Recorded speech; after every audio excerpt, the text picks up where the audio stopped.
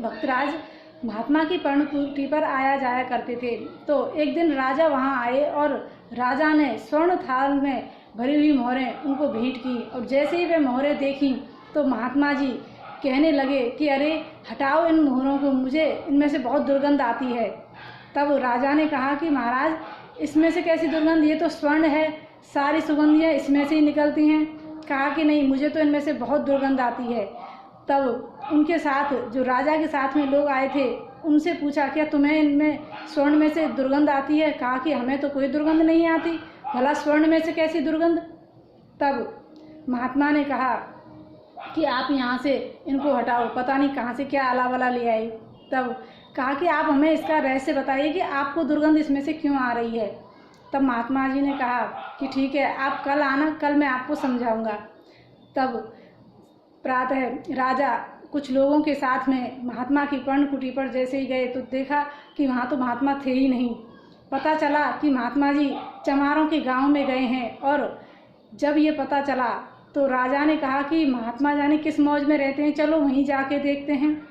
तब महात्मा जी से मिलने राजा और वे भक्त उनके पास गए। जैसे ही वहाँ जाते हैं तो जो इत्र फुलेल की सुगंध में रहते हैं राजा, जैसे ही वहाँ पर पहुँचे तो वह तो नाक मुँह सिकोड़ने लगे, वहाँ से बहुत दुर्गंध आने लगी, क्योंकि वहाँ तो कहीं चमड़ा छिल रहा है, कहीं मरे हुए जानवर पड़े हैं। तो इस दशा को देख करके महात्मा से बोले कि अरे महात्मा जी, आप ये कहाँ आ गए, चलिए यहाँ से, यहाँ तो बहुत दुर्गंध है। तब महात्मा जी ने कहा कि देखो, तुम्हें ही दुर्गंध आती है, इनको तो नहीं आ रही, ये खा रहे हैं, पी रहे हैं, खेल रहे हैं, हंस रहे हैं, सब काम यहीं पर करते हैं। तब 2-4 चमारों को बुलाकर उन्होंने पूछा कि क्या तुम्हें इसमें से दुर्गंध आती है? कहा कि महात्मा जी, हमें तो कोई दुर्गंध नहीं आती। तब राजा बोले कि महाराज, इन्हें तो अभ्यास हो गया है, ये तो रोज़ चमड़ा छीलते हैं और रोज़ जूते गांठते हैं, तो इनको तो अभ्यास हो गया है।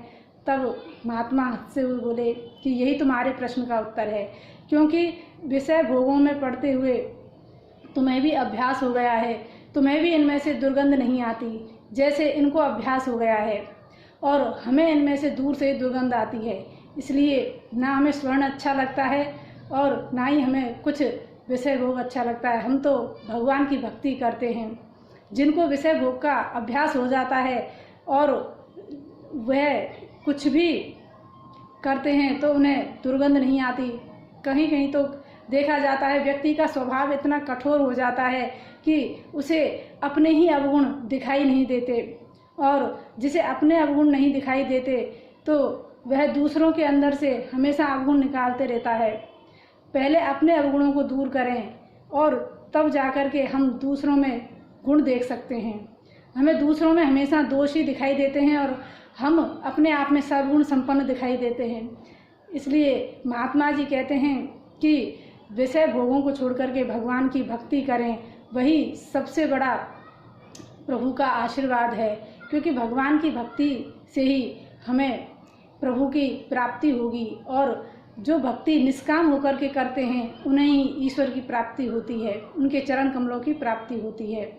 तो राजा की बात समझ में आ गई कि जो प्रभु के होते हैं वे इन चीज़ों से कुछ मतलब नहीं रखते, और हम जन्म जन्म से इस अभ्यास में लगे हैं तो हमें इस स्वर्ण में से भी हमें ना तो दुर्गंध आती है, हमें तो ये अच्छा लगता है।